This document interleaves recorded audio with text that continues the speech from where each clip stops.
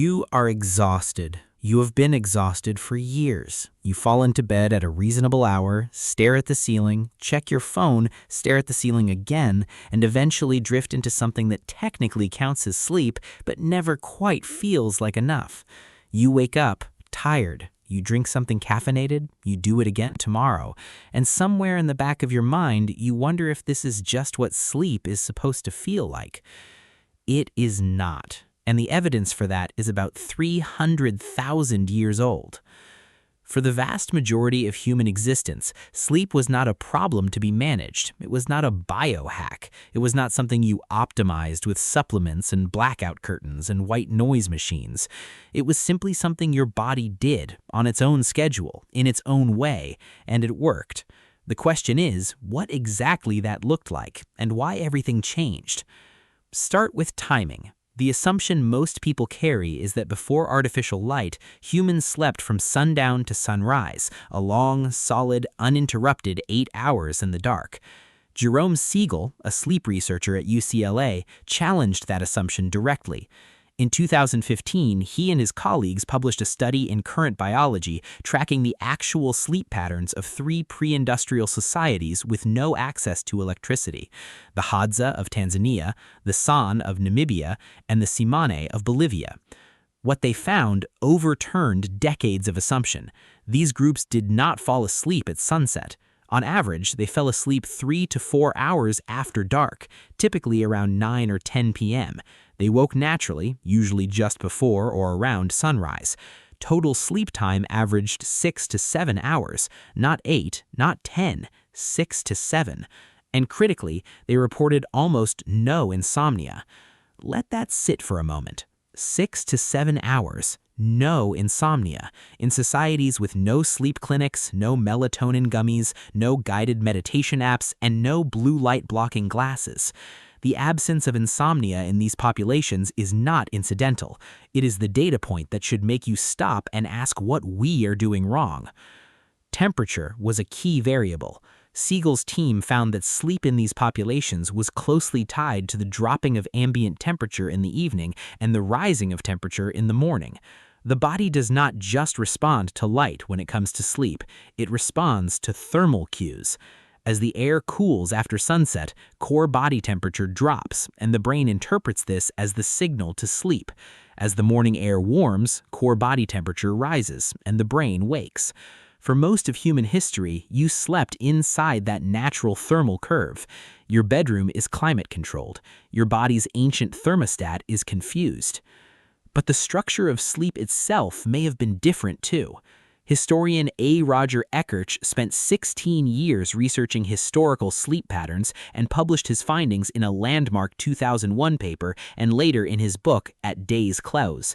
His research, drawing on hundreds of documents from medieval and early modern Europe, revealed that before artificial lighting became widespread, the dominant pattern of sleep in many societies was biphasic, meaning split into 2 distinct segments. People would sleep for 3 to 4 hours, wake naturally in the middle of the night for an hour or 2, then sleep again until morning. This waking period in the middle of the night was not considered a sleep disorder. It was simply part of the night. People used this time to pray, to have sex, to talk with a partner, to think, to move between rooms. There are medieval medical texts that refer explicitly to the first sleep and the second sleep as normal, expected phases of the night. The evidence suggests this biphasic pattern may stretch back far beyond medieval Europe. Sleep researcher Russell Foster at the University of Oxford has studied the neuroscience of circadian rhythms, the internal biological clock that governs the sleep-wake cycle, and argues that the pressure to sleep in one consolidated block is a relatively recent cultural imposition, not a biological default. Your brain has the architecture for waking in the middle of the night. It always did. The feeling of lying awake at 3 a.m. may not be insomnia. It may be your ancestral sleep pattern trying to reassert itself through 600 years of artificial light and industrial scheduling.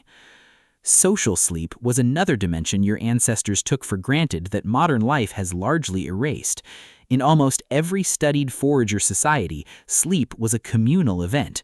The Hadza, documented by David Samson at the University of Toronto, sleep in groups where different individuals are awake or lightly sleeping at almost all times during the night.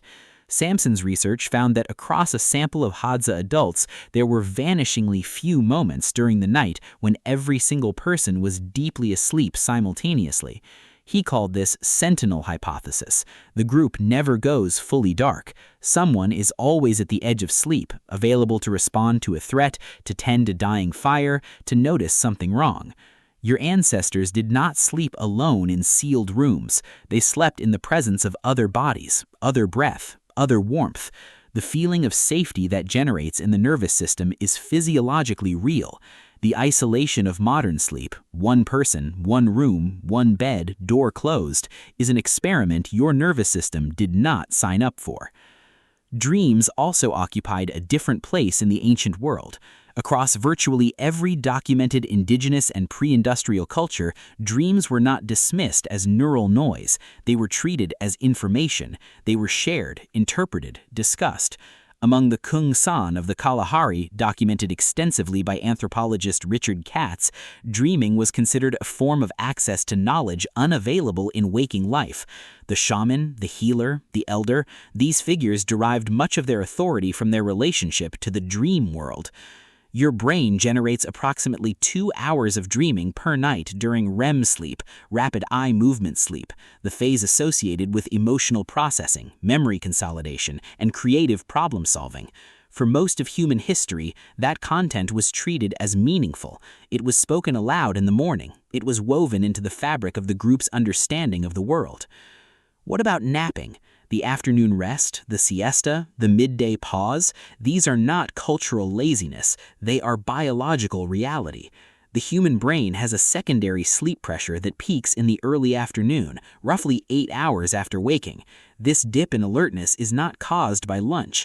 It exists in populations that don't eat lunch. It's a feature of your circadian architecture, not a bug. In environments close to the equator, where early Homo sapiens evolved, the early afternoon heat made sustained physical activity dangerous. The afternoon rest was adaptive. It was physiologically built in. Matthew Walker, a neuroscience professor at UC Berkeley and author of Why We Sleep, has documented that a short afternoon nap of 20 to 30 minutes produces measurable improvements in cognitive performance, emotional regulation, and cardiovascular health. You are not being lazy when you feel tired at 2 p.m. You are being human. And then came artificial light.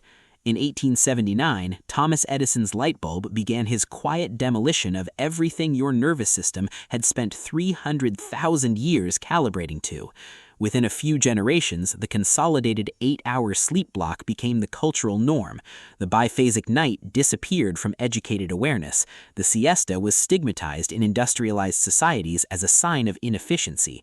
Shift work was invented, asking millions of people to sleep when their biology was screaming otherwise. And a new condition emerged from the wreckage: insomnia. Not the ancestral waking in the middle of the night, which was normal, but the anxious, frustrated inability to sleep at all, a condition so modern that most of the languages that existed for most of human history had no precise word for it. You are not broken. Your sleep is not broken. What is broken is the relationship between the environment you have built and the biology you inherited. The darkness your brain needs does not come from a sleep mask. The thermal drop your body uses as a sleep signal does not come from a thermostat set to 72 degrees year-round. The communal warmth your nervous system expects does not come from a locked bedroom door. The permission to wake in the middle of the night and simply exist for an hour does not come from a culture that measures productivity in unbroken output. You are exhausted because you are trying to sleep like a modern human. Your body is still trying to sleep like an ancient one, and for 300,000 years, the ancient one knew exactly what it was doing.